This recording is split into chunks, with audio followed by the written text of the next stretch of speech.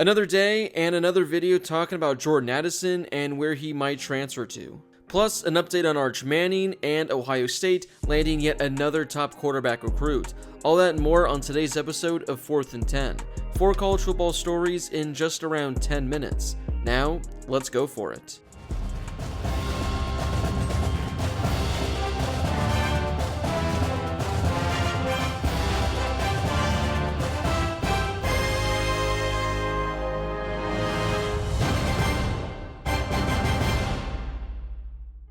Before we get to today's video, make sure to smash that subscribe button and turn on those notifications if you're new to my channel. If you love college football, then this is definitely the place for you.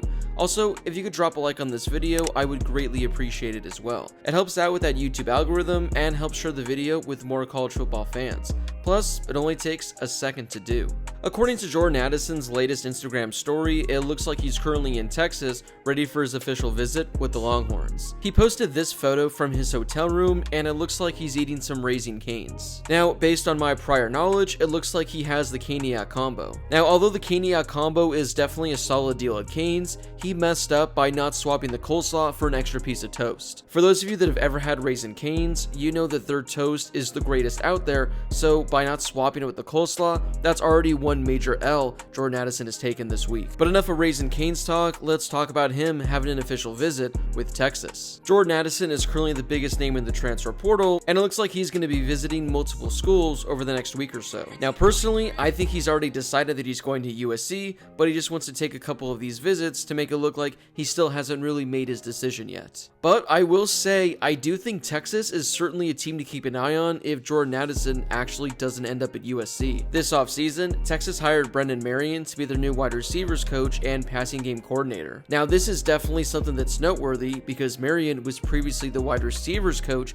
at Pittsburgh, where Jordan Addison just had his breakout season. Earlier in the offseason, there were a bunch of rumors surrounding Jordan Addison potentially entering the transfer portal and following Marion to Texas. But he debunked all those rumors, said he wasn't going to be going to Texas, and he said he was going to be staying at Pittsburgh. Now, fast forward a couple months, and Jordan Addison is taking an official visit to Austin. Like I said, I think he's already decided on USC, but he's just visiting these other schools to make it seem like another school has a shot. But according to reports, Texas feels that they're in a better spot than anticipated to land Jordan Addison out of the transfer portal. According to a report from 24/7 Sports, Texas is in a spot with cautious optimism, and apparently the Longhorns have made up significant ground in the last day or so while Jordan Addison has been there. In this report, it doesn't say where this news is coming from or who's saying there's optimism or that they've made significant ground, but I do think this is a little bit interesting. I mean, Jordan Addison does have that connection with Brendan Marion, and Texas has really added a lot of good pieces from the transfer portal this offseason. Now, I know that Quinn Ewers isn't quite the quarterback that Caleb Williams or Bryce Young is, but we haven't really seen him play, so maybe there's a chance he turns out to be better than both. Again, that's highly unlikely, but Quinn Ewers isn't just some scrub. Not to mention, we know Jordan Addison is likely going to go to the school that offers him the biggest payday, and we all know that Texas has no problem opening up the checkbooks. I'm not quite certain what other schools are going to be landing official visits with Addison. I would assume USC is going to be at the top of the list, and likely Alabama since they were rumored as well. But as of right now, there may be other schools that I just don't know about. Like I mentioned, I still think he ends up at USC, but hearing these reports about Texas and thinking about his connection to the program, I definitely think there's a small chance that Jordan Addison can actually end up with the Longhorns. And if that's the case, and he's catching passes from Quinn Ewers, this Longhorns offense is going to be one of the most exciting in all of college football. So yeah, let me know in the comment section down below if you think Texas has a legitimate shot or you think Jordan Addison is just being nice and visiting all these programs. Speaking of Texas and official visits, it looks like they're going to be hosting one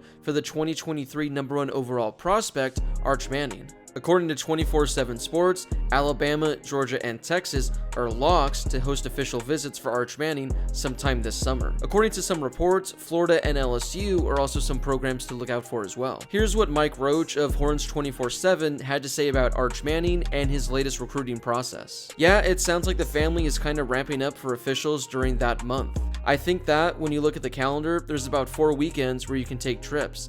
Arch mentioned 3 schools. The Manning Passing Academy is also during that month. and so Arch usually always attends that, put on by Archie and Eli and Peyton. You pretty much go to look at the summer plans there. Texas, Alabama, Georgia, the 3 schools he mentioned he for sure wants to take visits to. Talking to his father, himself, and the coach, they don't have any dates set in stone yet. They're still figuring that out, and it doesn't seem to be a rush for them. They were just kind of like, yeah, we'll figure it out after spring ball. So they got 2 weeks of spring ball at Newman, and then they'll kind of start putting the plan together from there. But those schools have kind of been the ones that have been in the front of the pack since kind of this entire recruitment started. So not surprising to see that be the trio that he's decided on for now. I do think there's a chance Florida can get an official visit, maybe LSU, but it's those 3 right now. As I'm sure all of you guys know by now, Arch Manning is not only the top quarterback recruit from the 2023 class, he's the #1 overall recruit. Granted, his last name is pretty popular, so he has a lot to live up to, but this is easily one of the more highly touted recruits in college football history, and I think this is going to drag on for a solid amount of time. In the article, it talks about him potentially making his decision during the regular season, or potentially at the end of the college football regular season. I'm sure when it's all said and done, he's going to take official visits to maybe 5 to 10 schools, but I do think it's ultimately going to come down to Alabama, Georgia, and Texas. If those are the 3 schools he ultimately decides on, and again, this is way too early down the road, I don't know why, I just got some feeling that he ends up at Texas. Before everyone starts saying in the comments, oh, you're a Texas Longhorns homer, I like Arizona State football, and they couldn't be further away from landing Arch Manning, so no bias here in my pick.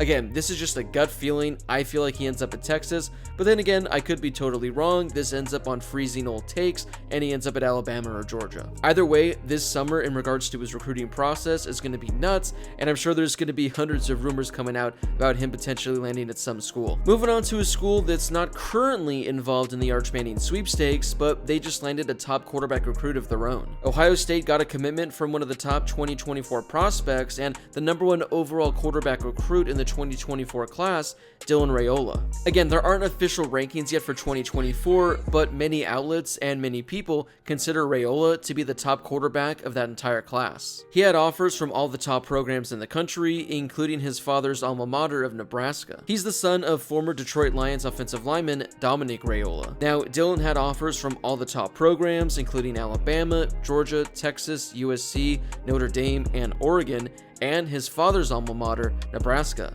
But he ultimately decided to commit to Ohio State, a school that really has turned into a quarterback factory over the last decade. Dylan is currently at Chandler High School in Chandler, Arizona, but he has yet to take a snap for the program. He recently transferred from Burleson, Texas, where he played for former NFL quarterback Joe Kitna. During his recent sophomore season, Dylan Raiola threw for 3,300 yards with 42 touchdown passes. Not only did his dad play for Nebraska, his uncle Donovan is currently the offensive line coach there. According to Chandler's head coach Rick Garrettson, he said Raiola has no plans to reclassify in order to get to Ohio State earlier than 2024, something we saw Quinn Ewers do recently and something we're seeing a lot of high school players do now. Raiola also was asked about reclassifying, and he said he doesn't want to leave high school any earlier than he needs to. He said he wants to stay with his teammates and win a few state championships.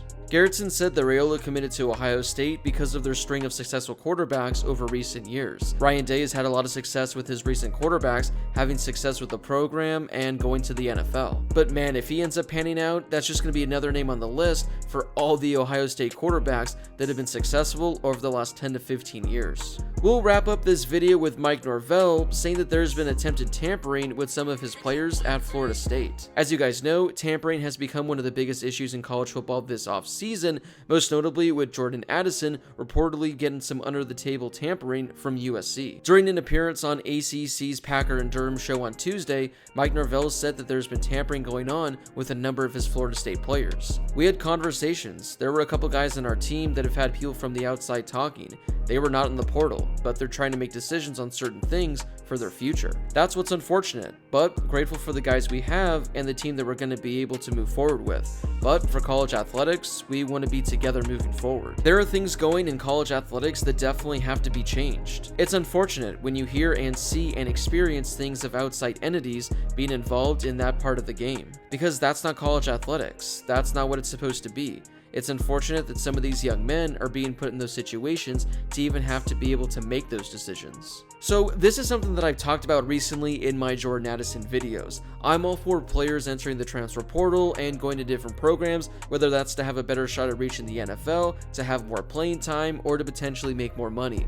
But I think the problem lies, and something that college football deeply needs to fix, is all this tampering going on. If a player is already in the transfer portal, then by all means have all these different teams reaching out saying we can offer you this amount of money.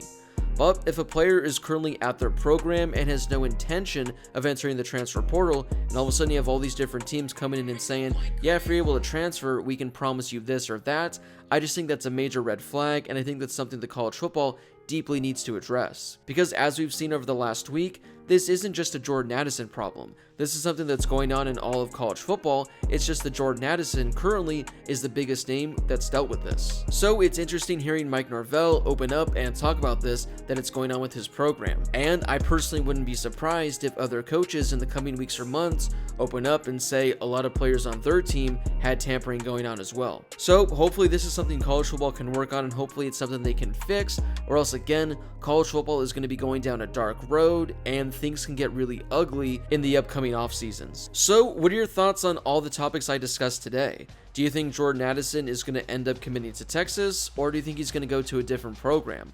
What are your thoughts on Arch Manning, and where do you think he's going to end up? Also, do you think college football needs to find a way to limit tampering, or do you think it should be open season? Whatever your thoughts are on all the topics I discussed, let me know in the comment section down below. If you haven't done so yet, now is still the perfect time to smash that subscribe button and join the best college football community here on YouTube. If you love college football, then this is definitely the place for you. Oh, and make sure to drop a like on this video as well. As always, thank you guys so much for watching, I really do appreciate it, and I'll see you all in my next video.